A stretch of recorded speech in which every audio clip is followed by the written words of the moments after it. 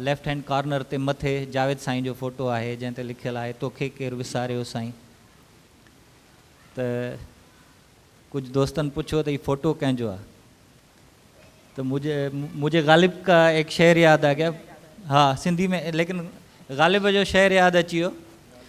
पूछते हैं वो कि गालिब कौन है, कोई बतलाओ कि हम बतलाएं क्या। जावेद भुट्टे जी शख्सियत तारुफ़ जी मोहताज कान्हे। जावेद हिकु अज़ीम दोस्त, तमामु प्यारो दोस्त, साना जो वॾो दोस्त ऐं फ़िलासफ़र, ॾाहो ऐं इंटेलेक्चुअल हुयो। तव्हां साईं जा शागिर्द बि रहिया आहियो ऐं तव्हां साईं खे हिकिड़े उन एंगल सां ॾिठो आहे जीअं मां कंहिं जाइ ते चयो त साईं सुकरात हुयो, उहो शागिर्दनि सां हिकिड़ा इंटरेक्टिव सेशन्स कंदो, सवाल जवाब पुछंदा हुया। तव्हां साईं खे कीअं ॾिठो ऐं तव्हां साईं जी शख़्सियत जे बारे में थोरो असांखे ॿुधाइणु पसंदि कंदव?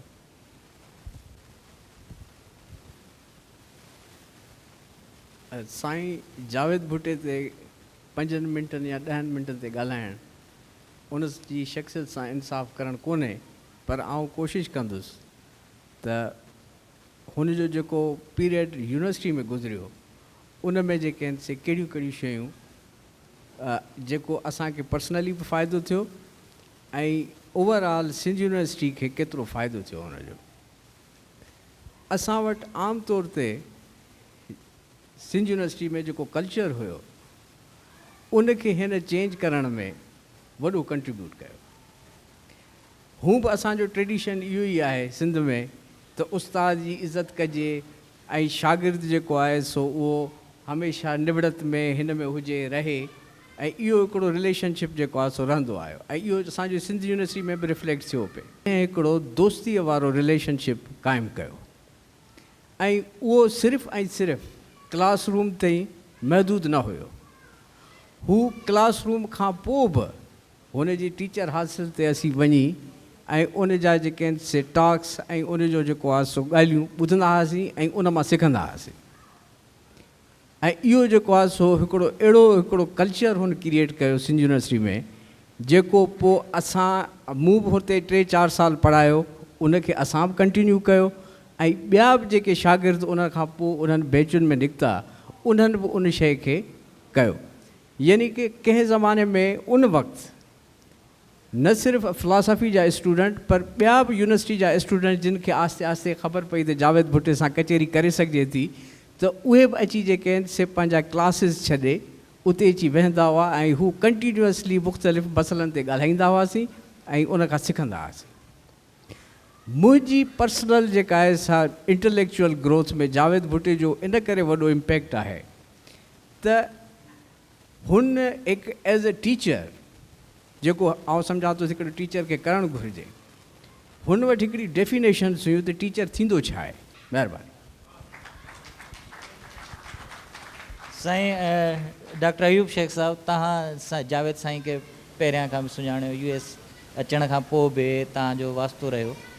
तव्हां कीअं हुननि जी जेका आहे सा एवोल्यूशन या ग्रोथ या के दिमाग़ में के ज़हनी लाड़ा जेके सोच जा आया हुजनि, तव्हां हुनखे कीअं बयानु कंदो?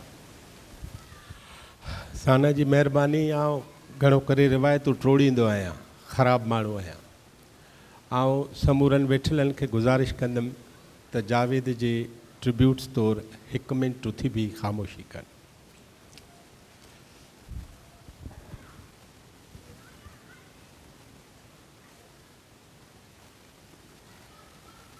सभ खां अवल सना जी वॾी महिरबानी ऐं सुठनि माण्हुनि खे, सूरमनि खे यादि करणु या ट्रिब्यूट्स पेश करणु इहा रिवायत हुजणु खपे। ऐं अवां जॾहिं घर वञो या पंहिंजे पंहिंजे इलाइक़नि में वञो त ख़ुदि उते माण्हुनि खे ॿुधाइजो त ही ट्रिब्यूट्स हिकिड़े जनाज़े खणण वांगुरु आहिनि ऐं अवी जे अॼु उन में शरीक न थींदव त सुभाणे अवां जा जनाज़ा ईअं ई पिया हूंदा। हीरोज़ जेके आहिनि, जेके ज़बरदस्त माण्हू आहिनि, उहे हिकु ॾींहं में नथा ठहनि, पर उहे वञनि हिकु ॾींहं में था। इहा असांजी बदकिस्मती ऐं बदनसीबी आहे।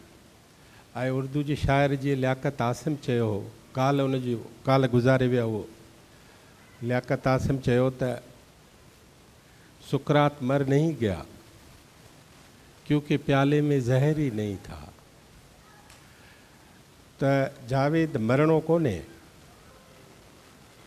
ऐं मरणा अॻे जे हुआ, मुआ मरी थिया न जे मात, हूंदा से हयात जीअणा अॻे जे जिया। छा चयो? हिकिड़े सच जो वसैलो आहे ऐं फिलासफ़ी जेका आहे उहा सच जो बुनियादु आहे। हिन फिलासफ़ी ऐं जावेद जी जेका दोस्ती आहे उन दरअसल सचाईअ जूं ऐं सच जूं हिक ॿिए में मेखूं हणी छॾियो, जंहिंजे करे जावेद उतो थिड़ी न सघियो। पोइ जावेद पंहिंजो पाण में हिकिड़ी आदत विझी छॾी त हू 64 सालनि में जॾहिं क़त्लु थियो त क़त्ल ताईं हू पंहिंजो पाण खे शाह लतीफ़ जे इन सिट वांगुरु त निहाईअ खां नी सिख मुंहिंजा सुपरी सड़े सारो ॾींहुं ॿाहिरि बाफ़ न निकिरे।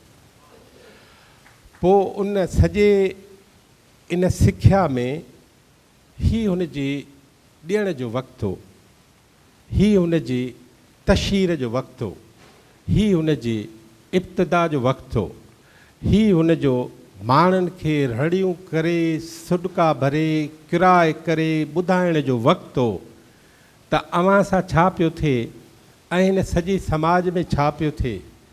ऐं सड़े सारो ॾींहुं सॼो वक़्तु सॼी ज़िंदगी सड़ी सड़ी सड़ी उन जोबन ते जॾहिं जावेद पहुतो तॾहिं हुन ख़्यालु कयो त हू वापसि पंहिंजे वतन वञे ऐं वरी वतन जे माण्हुनि खे इहा ॻाल्हि ॿुधाए त असां सभिनी सां थिए छा पियो। हुन जे इन सॼी इंस्पिरेशन में फ़लसफ़े जो बि कमाल आहे। अमेरिका में, बल्गारिया में, मुख़्तलिफ़ मुल्कनि में रहण जो बि कमाल आहे। हुन जी जीवन साथी ते वेठी आहे नफ़ीसा, हुन जो बि कमाल आहे। पर हुन जो पीउ बि अहिड़ो, हुन जी माउ बि अहिड़ी आहे, हुन जी शिकारपुर बि अहिड़ी आहे। शिकारपुर में जे माण्हू पैदा था थियनि त शेख हयाज़ था पैदा थियनि, शिकारपुर में जे माण्हू पैदा था थियनि त बेदल था पैदा थियनि, जावेद भुट्टा था पैदा थियनि, नथा थियनि त टके जा 3 माण्हू हर हंधि पैदा थियनि था। इन करे जावेद भुट्टो मूं उनखे जेतिरो बि ॾिठो, आउं जावेद जे लाइ सुवालु हुयुसि, जावेद मुंहिंजो जवाबु हो, आउं जावेद लाइ एतिराज़ु हुयुसि ऐं जावेद उन जे लाइ दलील हो। असां ॿई तमामु घणनि सतहुनि ते हिक ॿिए सां दलील जे मामले ते, सवाल जे मामले ते, मुख़्तलिफ़ इशूज़ जे मामले ते, सिंध में तालीम जे मामले ते, सिंध में फ़लसफ़े जी तालीम जे ॾुकार जे मामले ते, सिंधी माण्हुनि जो फ़लसफ़े जे बारे में इन क़िस्म जो कशिश न हुजण जे बारे में, उहे सभु ॻाल्हियूं असां जूं जावेद सां थींदियूं। ऐं जावेद जो उन वटि जवाब बि फ़लसफ़े जी सूरत में हूंदो हो। जावेद हिकिड़ो सुलझल माण्हू हो ऐं सिंध जे जेके बि रिफाइंड फिलासॉफिकल माण्हू आहिनि उन्हनि मां हिकिड़ो माण्हू हो, रिफाइंड माण्हू अच्छा उजरा कपिड़ा पाए त सभु वेहनि था, पर अंदर में चोर हूंदा, गिलाखोर हूंदा, ख़राबु हूंदा ऐं सॼो ॾींहुं किर्ती उन्हनि जी हूंदी हराम खोरीअ जी। पर जावेद इन सॼी जेके ख़राबु किरतूं उन्हनि खां पासे हो ऐं जावेद जो हिकिड़ो सिधो सो तरीक़ो हो त माण्हुनि खे सम्झ वसीले, माण्हुनि खे तालीम वसीले तब्दील करे सघिजे थो। जावेद फ़लसफ़ी था और फ़लसफ़ी का काम है सवाल पूछना। मैं भी सारी उम्र सवाल पूछती रही। अभी जावेद के अचानक चले जाने के बाद मैं जो सबसे बड़ा सवाल पूछती हूँ और इसका जवाब मैंने कहीं नहीं पाया है, वो ये है कि हमने जो अपनी 28 साल 26 साल शादी के एक साथ गुजारे, एक एक शहर में जावेद ने मेरी हिमायत की, सूफ़ी के तौर पे वो पीछे रहा लेकिन मुझे आगे बढ़ने दिया। اور اتنی جدوجہد کے بعد اب آخرکار ہم لوگوں کو محسوس ہوا کہ ہم ایک شہر میں آئے ہیں جہاں ایک دوسرے کی سپورٹ کرتے ہوئے ہم سندھ کی سپورٹ کریں, ہم اپنے گھر والوں کی سپورٹ کریں. جاوید کو جو شوق تھا یہاں امریکہ میں, وہ پیسے کمانے کا اگر اس لیے تھا تو صرف اس واسطے کہ جو غریب آدمی ہے شکارپور میں یا چھوٹے چھوٹے دیہاتوں میں, ان کو اگر $100 بھیج دیا, $150 بھیج دیا تو اس کی زندگی میں جو ہے ایک اچھا اثر پڑے گا. ایسا صوفی مزاج کا آدمی, یہاں بہت ان سے لوگ پیار کرتے تھے کیونکہ وہ مینٹل ہیلتھ میں کام کرتا تھا اور اپنی پیارے مزاج کی وجہ سے وہ بہت ہی زیادہ مقبول تھا. آگے چل کے ہم آپ کو ویڈیو بھی دکھائیں گے ان کے کو ورکر سے. لیکن 28 فروری کو جب میں نے ان کو خداحافظ کہا تو میرے وہم و گمان میں نہیں تھا کہ یہ خداحافظ میں ان کو ہمیشہ کے لیے کہہ رہی ہوں, کہ اس کے بعد مجھے جاوید جسمانی طور پہ کبھی نہیں نظر آئے گا. اور جو سوال میں پوچھتی ہوں وہ یہ ہے کہ جاوید کے جو شاگرد ہیں ان کو اس سے صرف 1 مہینے پہلے جاوید نے بولا تھا کہ شمس تبریز کو قتل نہیں کیا گیا, شمس تبریز غائب ہو گیا. یہ مشابہت میں دیکھتی ہوں جاوید کی زندگی میں کہ ایک رات میں نے ان کو خداحافظ کہا اور اگلے دن وہ واپس نہیں آیا گھر, اور میں نے ان کو جسمانی طور پہ واپس کبھی نہیں دیکھا. بلکہ دلچسپی کی بات یہ ہے کہ کسی نے بھی جو جاوید کو ذاتی طور پہ جانتا ہے اس نے دوبارہ جاوید کو زندگی میں نہیں دیکھا. یہاں جب کوئی قتل ہوتا ہے تو آپ کو اجازت نہیں ہوتی ہے اس شخص کو دیکھنے کی, تو نہ یہاں ہم نے دیکھا نہ وہاں ہم نے دیکھا. اس کی وجہ سے ان کے جو کچھ شاگرد ہیں ان کے اندر ایک آسرا پیدا ہوا ہے کہ شاید جاوید شمس تبریز جس طرح غائب ہو گیا اور پھر نمودار ہو گیا, اس طرح ہو سکتا ہے وہ بھی کسی دن نمودار ہو جائے. لیکن خیر یہ تو سب خواہشات کی باتیں ہیں. ہمارے جو فلسفی دوست ہیں میر مظفر, وہ شاید اس کے بارے میں بھی کچھ تبصرہ کریں گے. لیکن کہنے کا مقصد یہ ہے کہ جتنا پر اسرار جاوید اپنی زندگی میں تھا اسی پر اسرار طریقے سے وہ میری زندگی سے اور ہم سب کی زندگی سے غائب ہو گیا. ابھی آپ نے شاگردوں کا ذکر کیا, میں ان کا کبھی شاگرد نہیں رہا, لیکن آپ کو پتہ ہے کہ میں انہیں اپنا ایک طرح سے استاد مانتا تھا. جس طرح سے انہوں نے ایک طریقہ سکھایا چیزوں کو دیکھنے کا, چیزوں کو پرکھنے کا, جب ان کے ساتھ بیٹھتے تھے اور ان کے ساتھ جب بحث ہوتی تھی تو ان کے بحث کا وہ مسلط نہیں کرتے تھے اپنے خیالات, وہ سوالات پوچھتے تھے اور اس طرح سوالات پوچھتے پوچھتے سوچ کو اس طرح لے جاتے تھے کہ ایک پوری تصویر واضح ہو کے سامنے آ جاتی تھی.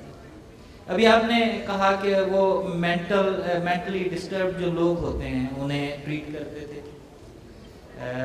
مجھے پتہ ہے کہ جس قسم کے ظالم شخص نے ان کا قتل کیا وہ بھی اسی طرح کا تھا جس طرح کے لوگوں کی یہ علاج کرتے تھے. اور میرا خیال یہ ہے کہ اگر اس آدمی کا واسطہ ان کے ساتھ پڑ جاتا تو شاید وہ آدمی سدھر جاتا یا اس طرح کی. ان کے ساتھ تو کیا کسی کے ساتھ بھی نہیں کرتا. اس بارے میں آپ کیا کہنا چاہیں گے؟ میں چاہوں گی کہ جب تک میں بات کروں جاوید کی ورک پلیس کے بارے میں تو جب تک زاہد اس کو ذرا کیو اپ کر دیں, کیونکہ آپ لوگ پھر خود اپنی آنکھوں سے اور اپنے کانوں سے سنیں گے کہ جاوید کی کتنی قدر تھی ان کے ورک پلیس میں. یہ میرے کہنے کی باتیں نہیں ہو رہی ہیں. ہم لوگوں نے پچھلے دنوں دوستوں نے ایک میموریل اٹینڈ کیا وہاں واشنگٹن میں, جس میں جاوید کے جو باس تھے بعض ورکرز کا خیال تھا کہ جاوید باس تھے, کیونکہ ان کا جو طریقہ کار تھا بیٹھنے کا، ان کی جو وزاداری تھی، ان کا جو انٹلیکٹ تھا، اس نے ایک لوگوں کے اوپر روب ڈال دیا تھا، جس میں عجیب بات یہ ہے کہ جاوید بہت ہمبل انسان رہے ہیں ساری عمر، لیکن اس کے باوجود ان کی جو وزاداری تھی وہ لوگوں کو متاثر کرتی تھی. اور آپ جب یہ کیو اپ ہو جائے گا اور جب زاہد اس کو تیار کریں گے تو آپ دیکھ سکیں گے. آپ نے بات کی کہ یہ قاتل جو تھا یہ اسکیزوفرینک تھا، اور اصل چیز یہ ہے کہ دسمبر کی 2015 تاریخ کو اس قاتل کو ہم لوگوں کی ہاؤسنگ لوکیلٹی میں رکھا گیا. واشنگٹن کے اندر جو قانون ہے اس کے مطابق اگر کسی نے قتل کیا ہے اور انسینٹی پلیڈ کی ہے اور جیل نہیں گیا ہے تو پھر ضروری نہیں ہوتا ہے کمیونٹی کے باشندوں کو بتانا کہ یہ بندہ قاتل ہے، یہ بندہ انسین ہے. اور ایک دلچسپ بات میں آپ کو بتاؤں کہ یہ نالج نہ ہونا اس نے ہم لوگوں کو، مجھے اور جاوید کو، اس سے گزارا کہ جاوید ہمیشہ یہی کہتا تھا کہ ہمارے پاس انفارمیشن نہیں ہے. امریکہ میں جو سب سے ویلیوبل چیز ہوتی ہے امریکہ میں وہ ہے انفارمیشن. ہمارا معاشرہ ایسا ہے کہ ہم ایک دوسرے سے بات کر کے انفارمیشن حاصل کر لیتے ہیں. امریکہ میں ہر چیز انفارمیشن جو ہے وہ بہت ہی پرائزڈ قسم کی ایک پروڈکٹ سمجھی جاتی ہے. لہٰذا ہمیں نہ تو واشنگٹن ڈسٹرکٹ آف کولمبیا کی طرف سے معلوم ہوا کہ یہ بندہ قاتل ہے، کہ وہ اسکیزوفرینک ہے، نہ ہمیں کسی نیبر نے بتایا. جاوید کہا کرتا تھا یہ بندہ تو ایسا لگتا ہے کہ جیسے کہ ہو سکتا ہے اس کی فیملی نے اس کو یہاں رکھا ہو سکتا ہے یہ ویل آف فیملی سے تعلق رکھتا ہو، اور ہو سکتا ہے وہ لوگ اس کا خیال کرتے ہیں کیونکہ یہ بندہ فیملی کے ساتھ رہتا تھا. تو ہم ہیلو اس سے کر کے اور موسم کی باتیں اور یہ وہ کر کے جو ہے اوپر چلے جاتے تھے. اب ہمیں کیا پتا کہ اس بندے کو آوازیں آ رہی تھی. اس نے جب یہ کام کیا تو اس نے ڈیٹیکٹیو کو کہا I used to hear voices coming from upstairs. اب ظاہر ہے ہم ہیلوسینیشنز کے ذمہ دار تو نہیں ہیں، ذمہ دار کوئی اور ہے. ذمہ دار وہ اسٹیٹ ہے جس نے ہمیں انفارم نہیں کیا کہ یہ بندہ آپ کے احاطے میں رہتا ہے. ذمہ دار وہ سائیکائٹرسٹ ہے جس نے ان کو چیک نہیں کیا کہ یہ ڈرگز لے رہا تھا. ذمہ دار وہ پیرول آفیسر ہے جس نے اس کو ریلیز کیا سائیکائٹرک انسٹیٹیوٹ سے. اور ان تمام ذمہ دار لوگوں کو میں ایڈریس کر رہی ہوں کیونکہ میں سمجھتی ہوں کہ جب تک ہم روٹ کاز پہ نہ جائیں تو آپ کو کبھی انصاف نہیں مل سکتا ہے. جیسے ماہر نے کہا کہ حقیقت تو یہ ہے کہ اگر ہلمن جارڈن یہ قاتل جاوید کی کیئر میں ہوتا تو شاید وہ ایک قربت اختیار کرتا، کیونکہ جاوید اتنے سافٹ اسپوکن انسان تھے کہ کون ان سے محبت نہیں کر سکتا تھا. لیکن اجنبیت کی وجہ سے جو بھی ہے، نہ جاننے کی وجہ سے، ان کے اسکیزوفرینک مزاج کی وجہ سے یہ حادثہ ہو گیا.